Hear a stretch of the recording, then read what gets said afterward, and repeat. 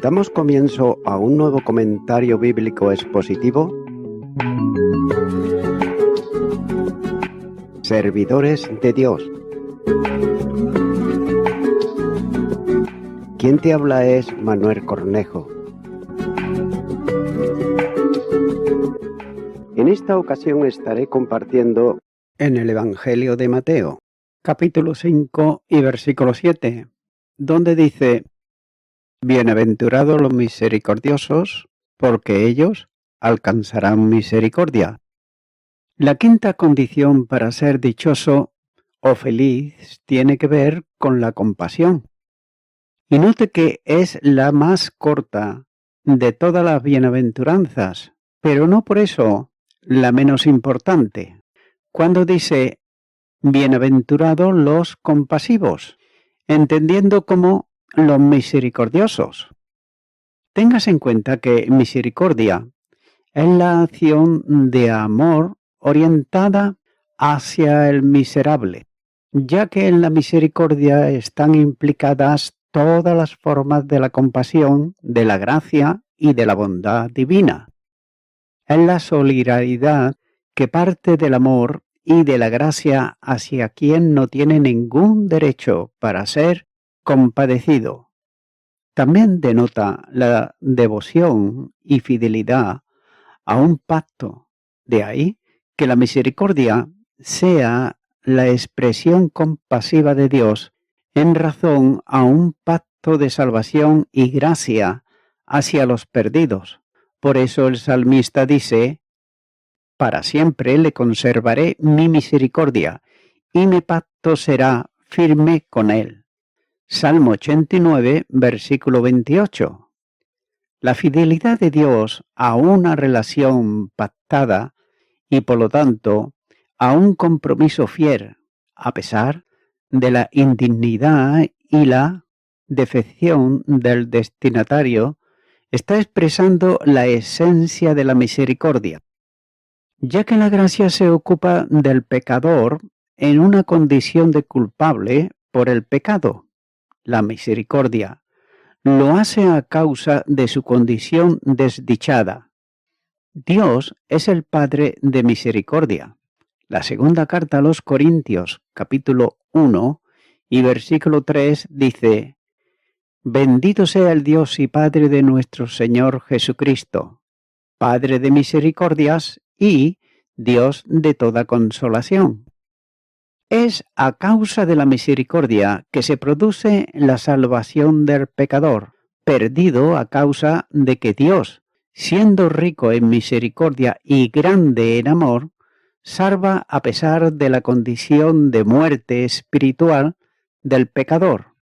Efesios, capítulo 2 y los versículos 4 y 5 dice: Pero Dios, que es rico en misericordia, por su gran amor con que nos amó, aun estando nosotros muertos en pecados, nos dio vida juntamente con Cristo. Por gracia sois salvos. Ante la imposibilidad de que el pecador alcanzase la más mínima expresión de justicia, Dios salva por misericordia. Tito, capítulo 3, versículo 5 dice: Nos salvó, no por obra de justicia que nosotros hubiéramos hecho, sino por su misericordia, por el lavamiento de la regeneración y por la renovación en el Espíritu Santo.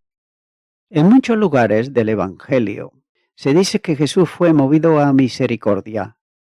Y note que la identificación con Cristo conduce a la práctica de la misericordia, como manifestación de la relación espiritual con el Padre del Cielo, en cuya relación de hijos por medio de la adopción están todos los creyentes. Esa es la exigencia natural, que no imputa de la conducta cristiana, como el mismo Señor dirá en el Sermón del Monte: ser misericordiosos como vuestro Padre es misericordioso. Lucas capítulo 6, versículo 36.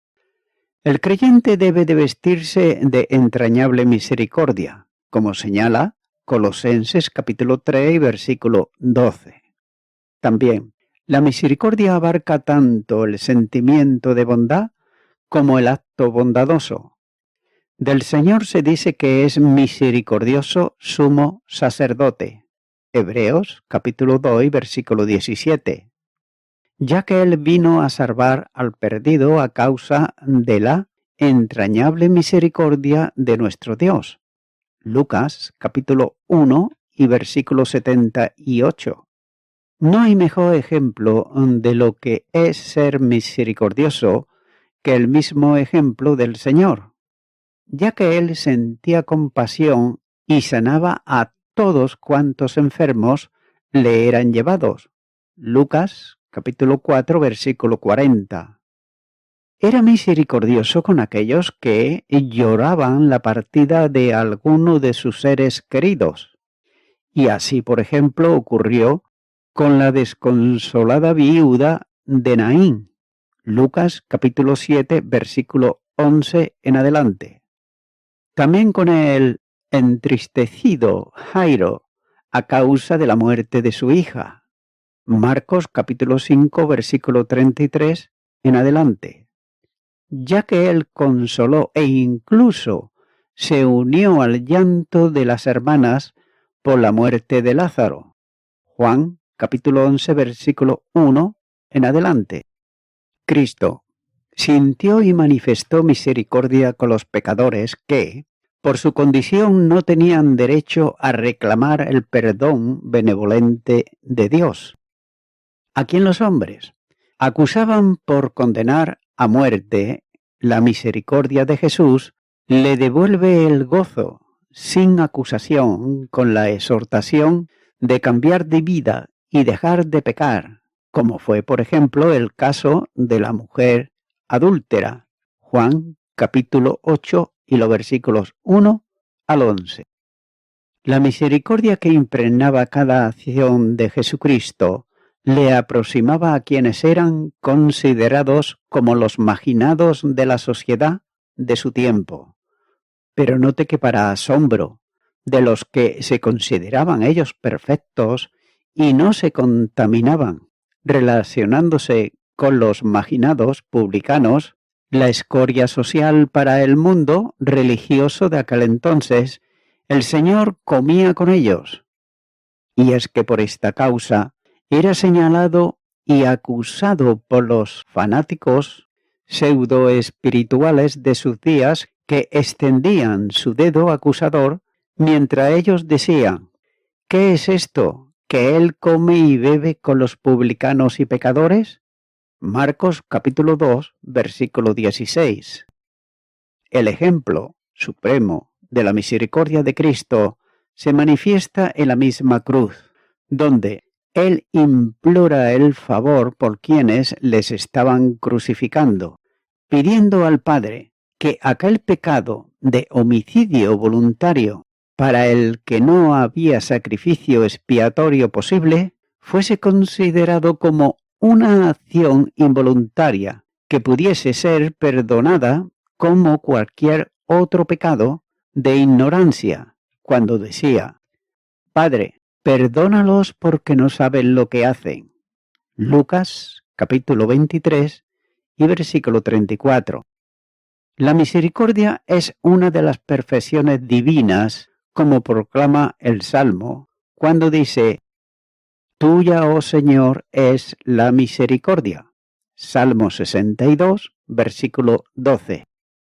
La misericordia como perfección divina es tan infinita como Dios mismo. El salmista utiliza un lenguaje comparativo para expresar la dimensión incalculable e incomprensible de la misericordia divina cuando dice: porque como la altura de los cielos sobre la tierra, engrandeció su misericordia sobre los que le temen. Salmo 103, versículo 11. Y es que por eso, como el Padre se compadece de los hijos, se compadece Jehová de los que le temen. Salmo 103, versículo 13. Misericordioso es para el Señor aquel que está lleno de misericordia. Y Jesús lo ilustró con la parábola del buen samaritano, en el Evangelio de Lucas, capítulo 10 y versículo 33. El prójimo no era solo el próximo, sino cualquiera que estuviese en necesidad, incluyendo a los que pudieran considerarse como enemigos. Cristo estableció esta demanda cerrando la enseñanza de la parábola al decir: ve y haz tú lo mismo. Lucas capítulo 10, versículo 37. Los intérpretes de la ley, ellos enseñaban que era conforme a la ley amar al hermano y odiar al enemigo.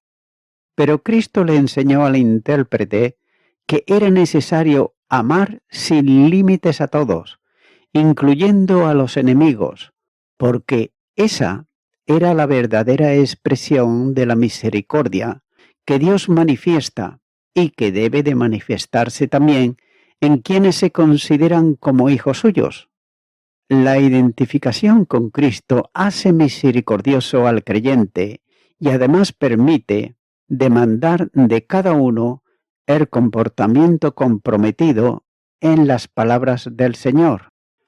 Amad, pues, a vuestros enemigos y haced bien, y prestad, no esperando de ello nada, y será vuestro galardón grande, y seréis hijos del Altísimo, porque Él es benigno para con los ingratos y malos.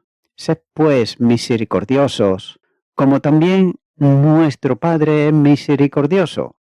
Evangelio de Lucas, capítulo 6 y los versículos 35 y 36. Esta es la forma natural de vida para cada cristiano. Note que Pablo establece la demanda cuando dice: vestíos pues como escogido de Dios, santo, amados, de entrañable misericordia.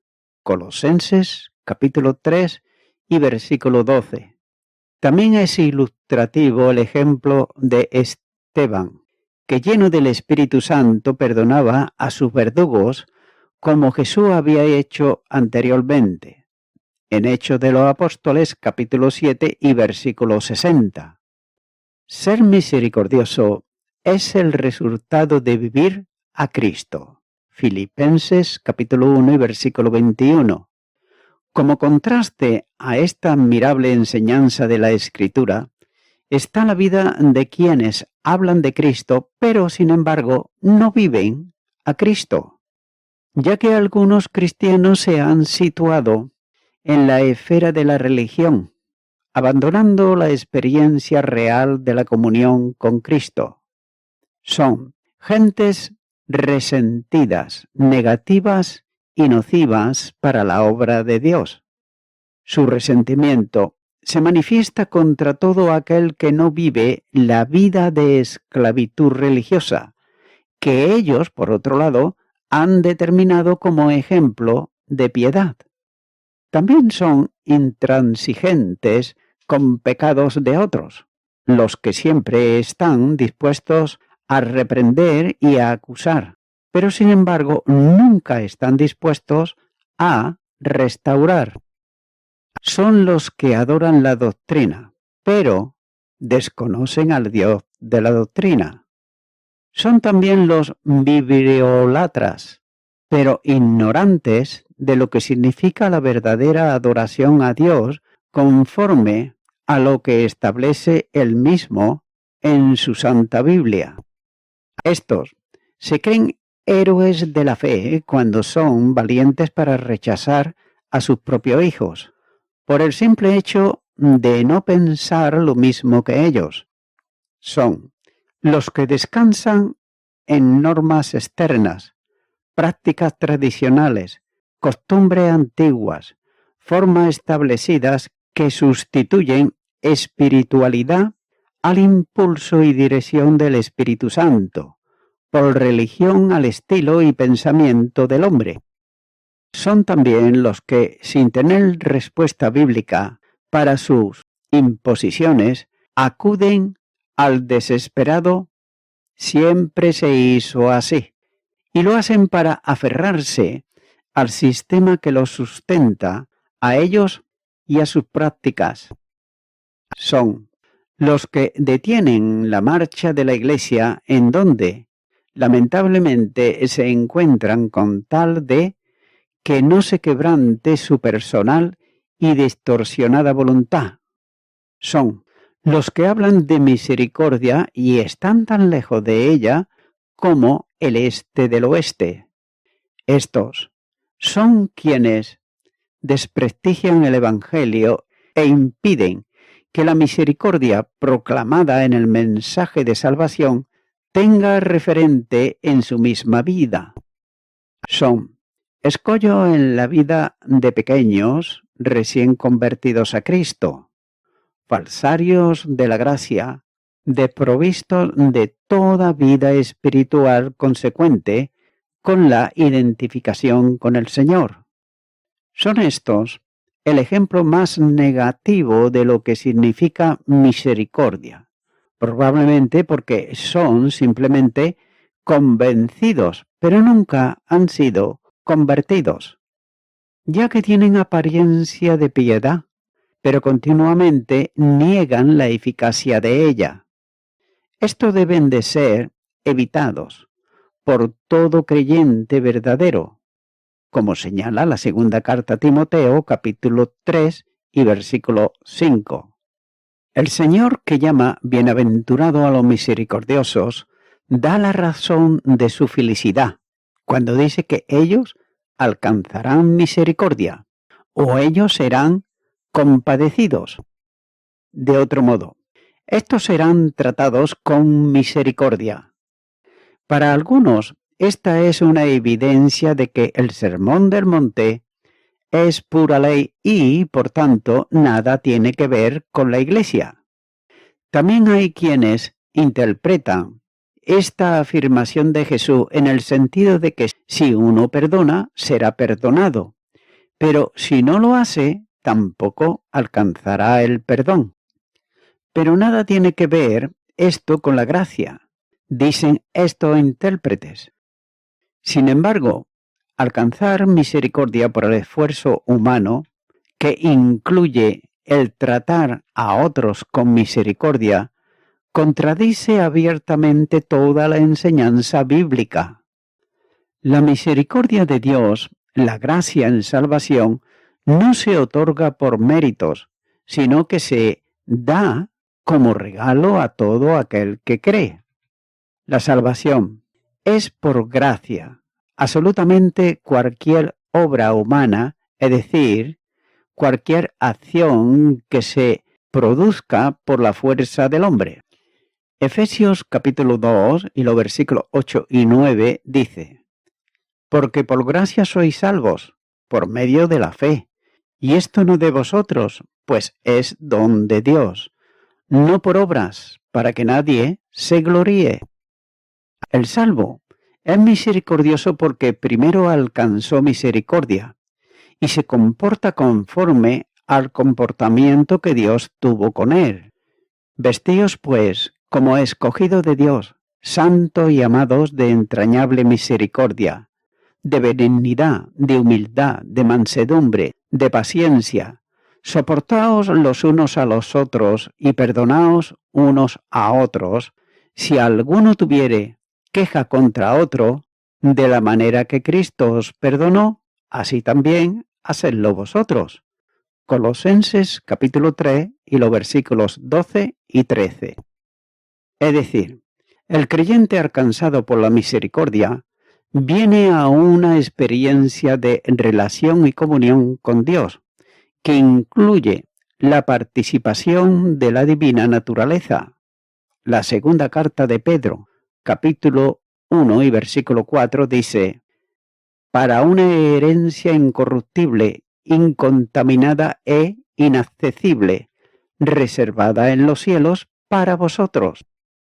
Una de las perfecciones de la naturaleza divina es la misericordia, perfección comunicable al creyente que participa en esa divina naturaleza por identificación con Cristo y posición en Cristo, ya que no es misericordioso como una opción del sistema religioso que practica, sino como una necesidad impuesta por la vida de Cristo, que se hace principio y razón de vida en él. Alcanzó misericordia y fue tratado con misericordia, experimentó la misericordia, pero mucho más. Fue dotado de la misericordia de Dios por la acción del Espíritu Santo. El amor de Dios se hace vida en él y conduce sus acciones para que actúe a la semejanza de cómo actúa su Padre Celestial. La confesión del pecado permite una continua y correcta relación con Dios que permite ser bendecido. La primera carta de Juan, capítulo 1 y versículo 9, dice: Si confesamos nuestros pecados, Él es fiel y justo para perdonar nuestros pecados y limpiarnos de toda maldad. Misericordioso es el que entiende y vive la extensión de la misericordia con la que fue perdonado y además practica la misericordia con todos los demás sin importarle su condición personal.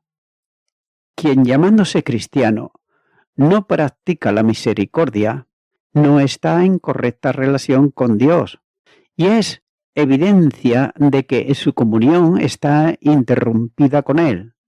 Por tanto, ninguna bendición de Dios puede ser experimentada en su vida a causa de su pecado sin confesar. Las palabras del Señor involucran aquí la ley de la siega y de la siembra, pero Dios advierte: no os engañéis, Dios no puede ser burlado. Todo lo que el hombre sembrare, eso también segará. Gálatas capítulo 6 y los versículos 7 y 9. Todavía algo más solemne y grave, es posible que quien no actúe con misericordia es que nunca fue recibido a misericordia que salva y transforma, y por tanto está todavía muerto en sus pecados y alejado de Dios, sin Cristo y sin esperanza. Ahora bien, podrá llamarse cristiano, podrá hacer las prácticas propias de los cristianos, podrá cantar los cánticos de Sión, podrá hacer maravillas y señales en el nombre de Jesús, podrá afirmar que le conoce, pero él es un desconocido para el Señor. Todo el que ha sido recibido a misericordia fue dotado de misericordia y no puede dejar de practicar la misericordia, no por imposición, sino por necesidad de vida y comunión con Cristo. Una necesaria pregunta personal debe de conducir a la reflexión de cada uno frente a la bienaventuranza. ¿Estoy practicando sin límite alguno la misericordia? Note que una respuesta negativa debería llevar inmediatamente a la confesión delante del Señor. Y voy concluyendo con esto. Misericordia es tener un espíritu perdonador y un corazón compasivo. Es también mostrar misericordia y ser benevolente. Es perdonar a los que están errados, pero también es mucho más. Es empatía, es ponerse en el lugar de la otra persona y sentir como ella siente. Es un esfuerzo deliberado, un acto de la voluntad por comprender a la otra persona y suplir su necesidad mediante el perdón y demostrarle misericordia. Y note que es lo opuesto de ser un duro, de negarse a perdonar, de ser insensible. Dios solamente perdona a quienes perdonan a otros, ya que una persona solamente recibe misericordia si ella es misericordiosa. Amigo y amiga oyente, la epístola a Santiago capítulo 2 y versículo 13 dice: porque el juicio sin misericordia se hará con aquel que no hiciere misericordia, y la misericordia triunfa sobre el juicio. Mi amigo, mi amiga oyente, Dios es misericordioso absolutamente con todas las personas, ya que a todas las personas le da la oportunidad en su vida de aceptar al Salvador Jesucristo. Es por ello que sería bueno que aceptaras a Jesucristo en tu corazón, porque Dios te da esa oportunidad y es misericordioso. Te invito, por tanto, a que vengas en oración a Dios. Si no sabes cómo hacerlo, repite conmigo esta oración que voy a hacer y di: Señor Jesucristo, confieso que nunca he sido una persona misericordiosa, sino todo lo contrario. Pero yo me veía a mí mismo como bueno y misericordioso. Pero tu palabra me ha demostrado que no soy tal persona. Por ello, ahora yo te pido perdón por todos mis pecados y delitos. Me arrepiento de ellos y te acepto en mi corazón como mi único y suficiente Salvador. Gracias te doy, en tu nombre. Amén.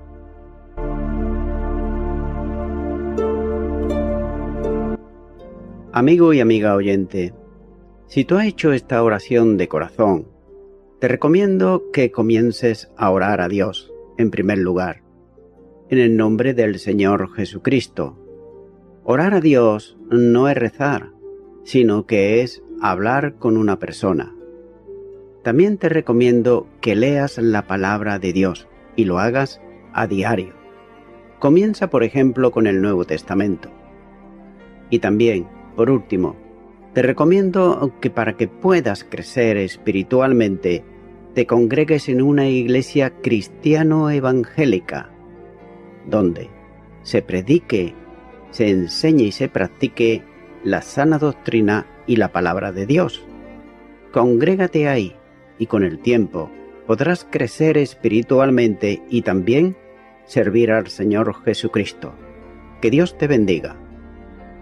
Y a toda la audiencia, nuevamente ya me estoy despidiendo de todos ustedes y será hasta el próximo programa. Que Dios os bendiga a todos.